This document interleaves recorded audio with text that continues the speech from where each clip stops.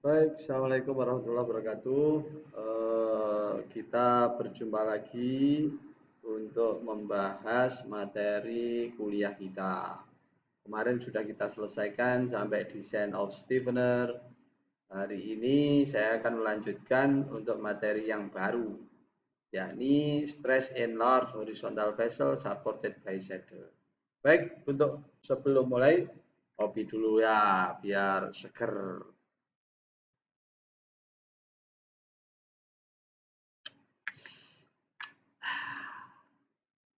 Alhamdulillah. Baik, saya akan mulai. Ya, coba dibuka halaman 86. Halaman 86 bercerita tentang stress and load horizontal vessel. Nah, pada pembahasan kali ini, ya di awal Pak Magyesi menyampaikan bahwa metode desain untuk support horizontal vessel ini didasarkan atas analisis yang dilakukan oleh Pak LP Zix yang pernah dipresentasikan tahun 51.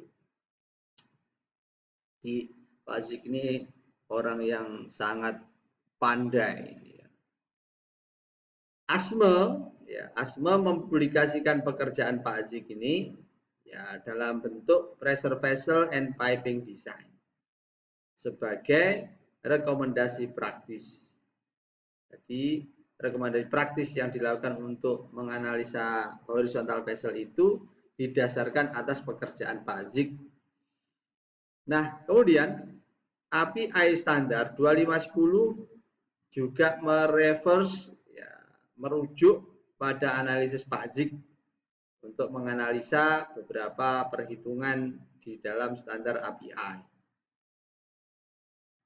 Nah, termasuk juga British Standard BS 1515 mengadopsi metode yang dilakukan Pak Zix dengan beberapa modifikasi dan perbaikan-perbaikan yang lebih mendalam lagi.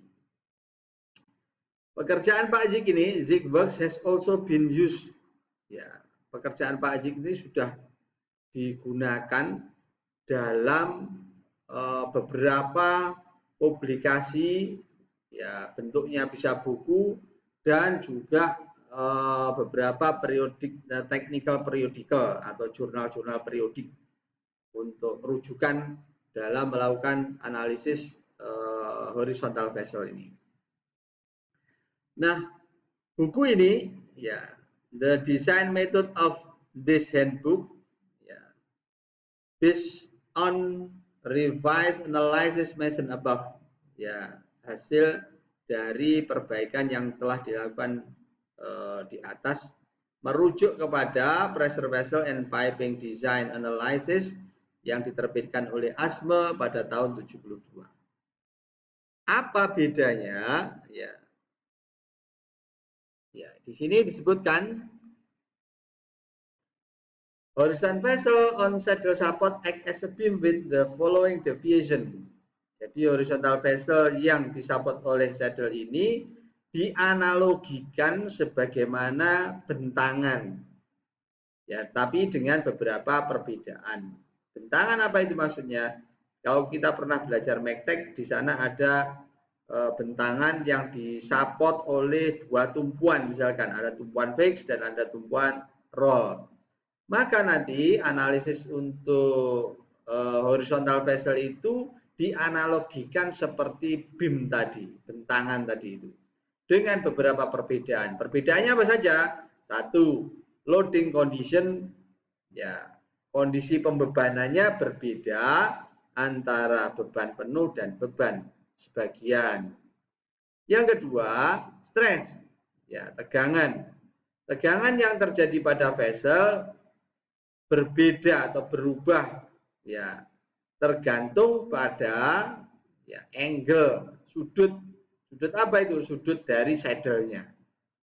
Jadi sudut saddle-nya itu yang namanya theta nanti akan mempengaruhi besarnya stres yang terjadi.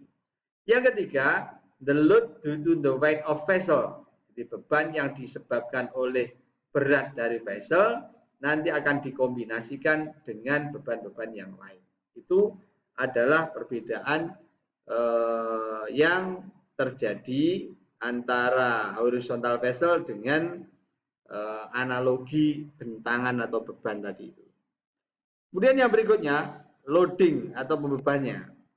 Pada horizontal vessel ada 5 jenis loading. Yang pertama adalah reaction of the saddle. Ya, reaksi dari saddle itu ya di sini disebutkan it is recommended practice to design the vessel for at least a full water load. Jadi rekomendasi praktisnya untuk merancang vessel ini maka dianggap ya bebannya itu adalah full water load. Ya, vesselnya terisi penuh. Yang kedua, internal pressure. Ya, internal pressure. Ya, sebagaimana yang sudah kita pelajari sebelumnya bahwa untuk longitudinal stress pada vessel itu, ya, longitudinal stress pada vessel berarti stres yang terjadi pada sambungan sirkumferensial. Nilainya hanya setengah dari sirkumferensial stress. Jadi nilai tegangan longitudinal pada vessel itu nilainya hanya separuh saja dari tegangan sirkumferensial. Ingat pelajaran yang kemarin, stres longitudinal terjadi pada sambungan sirkumferensial, stres sirkumferensial terjadi pada sambungan longitudinal.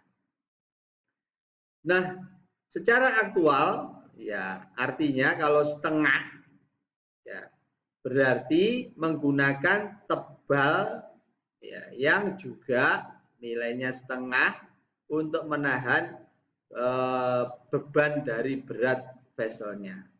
Ya, setengah saja. Yang ketiga adalah external pressure. External pressure.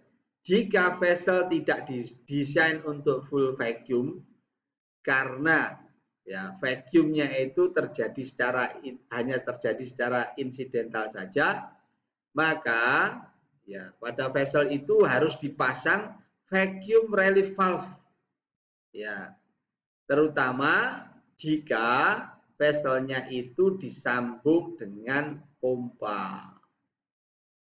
Ya, berikutnya yang nomor 4, wind load.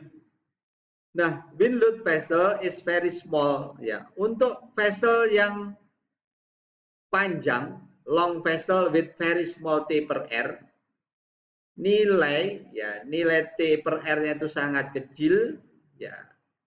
Maka nanti akan terjadi distorsi dari wind pressure-nya. Jadi wind pressure nanti akan menyebabkan terjadinya distorsi jika vesselnya panjang dan memiliki nilai T per R yang lebih kecil.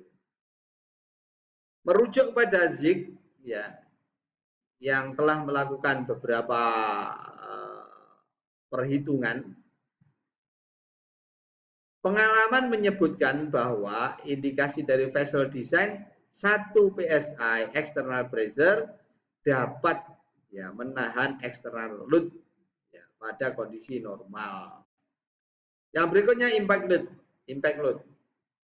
Pengalaman juga menunjukkan selama saat shipping ya pengiriman maka seringkali terjadi tumbukan atau beban load ya sehingga hardly calculable ya perhitungan yang matang untuk impact load ini harus dilakukan karena impact load itu kadang dapat menyebabkan terjadinya kerusakan atau kegagalan pada vessel-vessel.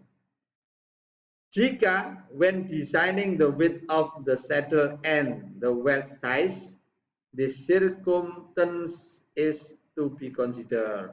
Ya, dalam perancangannya nanti lebar saddle dan ukuran dari las-lasannya harus dipertimbangkan.